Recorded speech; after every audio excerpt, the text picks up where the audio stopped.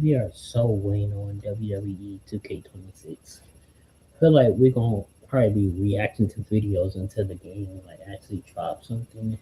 We're probably all gonna be incorrect or inaccurate or whatever. I don't know, but we'll see what happens. Anyways, we got this video WWE 2K26 first teaser, classic attitude slash ruthless aggression era to be featured potentially. Um, we're gonna see what happens. I'm gonna mute my stuff and I'll give my take after the video. Let's get right into it though.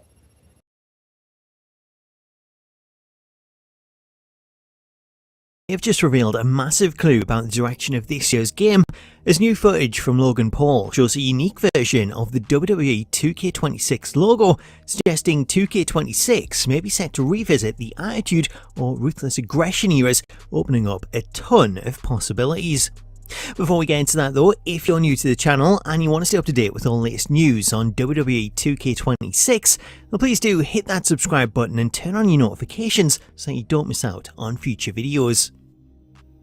So let's talk WWE 2K26, and the reason that we're speculating that the game may have a big focus on classic content, as this all stems from a new vlog posted by Logan Paul to his YouTube channel. In the video, we see Logan sat in front of a WWE 2K26 interview board, with the interviewer asking Logan questions about the game, such as what rating he should be. My rating for WWE 2K26 should probably be, and this is just me being humble, 100. While the focus of the video is to create social content for the game, with stars predicting their ratings, the big talking point coming out of the video is the 2K26 logo behind him, as the version shown uses the old WWE Scratch logo, while the 2K26 looks more like the classic colours used between 2K14 and 2K20. The decision to use the WWE Scratch logo is what's got everybody talking, as the use of the classic design suggests that the game will feature some kind of historical aspect, with speculation being that the game could feature a classic showcase based on the Attitude Era or the later Ruthless Aggression Era, both of which use that version of the WWE logo. Should they go down that route, it wouldn't be the first time, as the first showcase mode featured in WWE 13 was designed around the Attitude Era, with the mode highlighting some of the biggest matches from the time and highlighting key rivalries such as The Rock and Stone Cold. The Attitude Era showcase was so popular that it led to the showcase becoming a yearly feature, with the mode renamed the 2K showcase following 2K's takeover in 2K14. While an Attitude Era showcase would once again prove to be a popular decision, there are a few issues that it would face, as not only have a lot of the biggest matches and moments been covered in WWE 13, but a lot of the matches that were left out, and even some of the matches that were featured, have gone on to appear in several games since. One example is 2K16, which showcased the career of Stone Cold Steve Austin, as given the overlap with the Attitude Era, it meant the mode featured several matches that were previously part of WWE 13. While some players may be happy to relive those matches, the other question mark is whether some of those matches would be possible at all, as a lot of the Attitude Era content centered around the McMahons, which, given recent allegations and WWE seemingly blacklisting Vince McMahon, a lot of those matches would be unavailable. The other possibility is that the logo could refer to the Ruthless Aggression Era, as while the WWE Scratch logo is often synonymous with the Attitude Era, it was also used during the Ruthless Aggression Era, so there's nothing stopping it hinting at that. In fact, the Ruthless Aggression Era may be a more popular option, as one of the reasons that the Attitude Era showcase was so popular was that fans that grew up watching that era could relive it with their kids, and now, given the timing, the same could be said for those that grew up watching Ruthless Aggression. The other benefit to doing a Ruthless Aggression showcase is that less of the matches have been featured in the series, as there's a lot more matches that they could choose that haven't been featured in past showcases, rather than reusing the same ones from the Attitude Era. In terms of timing, a Ruthless Aggression showcase also seems the most fitting, especially following the retirement of John Cena, who was the face of that era, as it allows 2K to go back and feature a lot of his matches that weren't part of his showcase in 2K24, as Cena's 2K24 showcase leaned into his Never Give Up slogan and highlighted all of the matches that he lost, with players controlling his opponents, So by offering up a Ruthless aggression showcase, 2K now have the chance to revisit Cena's career and let players take control of him in some of his biggest matches. Offering up a third option, there's also the possibility that 2K26 could feature multiple eras, as we could see them handpick matches from the Attitude and the Ruthless aggression eras to appeal to fans that grew up in both. This would offer a lot more choice and give players the chance to play a wider range of superstars, or they could introduce a what-if scenario which would allow 2K to avoid including stars that they no longer have access to, while also mixing in modern stars into the classic eras to see how they may have fared in a different time. If the logo is showcase related and we get a classic showcase, it shows that 2K may have listened to feedback from players, as the main feedback in recent games has been how showcase mode has been better due to it featuring multiple stars, as it keeps things feeling fresh and offers up a lot more variety in the stars in the arenas that are featured. In terms of the roster, if the showcase is planned around the Attitude era or the Ruthless aggression era, then an added benefit of that is that it opens up the potential for a dream roster filled with new legends and classic versions of current stars.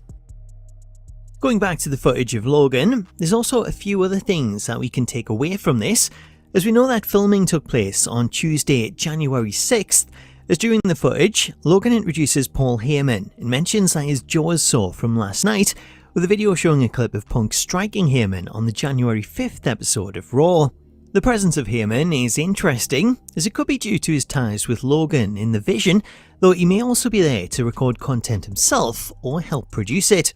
Not only does Heyman have ties to a huge number of superstars and an obvious history with ECW, but he also played a major role in 2K25 as he introduced players to the game's showcase mode and fronted the island content alongside Roman Reigns, and appearing in multiple introduction videos across the different modes, so it's very possible that Heyman could once again be involved in 2K26 in a similar role. Another takeaway from the Logan video is that now we know the timing, we can start piecing together other pieces of news to work out who else was there, as Logan wasn't the only star visiting WWE headquarters at that time, as Io Sky posted on her Instagram account that she was visiting WWE HQ, suggesting she too may have been recording content. Meanwhile, last month, we know that Xavier Woods and Kofi Kingston were present, and that during their visit, Woods hosted a WWE 2K26 video with Tyler Breeze, which is assumed to be the introduction for My GM. What's also worth noting is that the image that was shared by Woods showed the modern version of the 2K26 logo in the background rather than the scratched version, suggesting that the main logo will be the same as recent years and that the scratch logo is tied to the showcase or some kind of mode. Based on the clips of Logan, we also know that the interviewer was asking about his rating, so the most likely reason for the filming is to record social content to be posted leading up to the roster and ratings reveal, though given that they've paid to fly these stars out, there's likely a lot more that was recorded, as they may have recorded interview content for the showcase, with Logan and other stars talking about memories of matches in the same way we see in documentaries.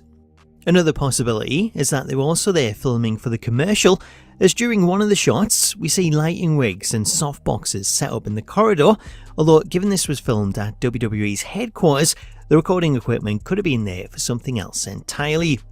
So we're going to have to wait and see where this all goes and the meaning for the logo change, but I'd love to get your take on it and any matches that you'd like to see in a potential showcase, so let me know your thoughts in the comments.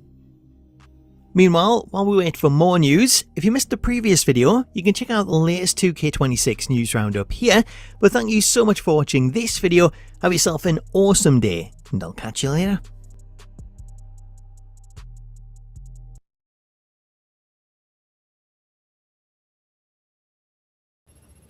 Well, that was interesting. Bro, it be people complaining all the time how they want certain superstars, and they don't even do the showcase mode, bro. They just be complaining about it, bro. It should be crazy. It's like, come on. Like, if they get their ruthless aggression there, that I would probably want that a lot more. Because most of the people I like are from that era, like the Brock Lesnar. We probably a lot of old heads gonna be mad that the other king not gonna be in that era. Like The mask came from 1998. Like people like that cane, like that version with like the fire theme, not the slow chemical, just like the regular. Um, I don't know. It is what it is. Appreciate y'all for watching with me. I'm gonna see y'all on the next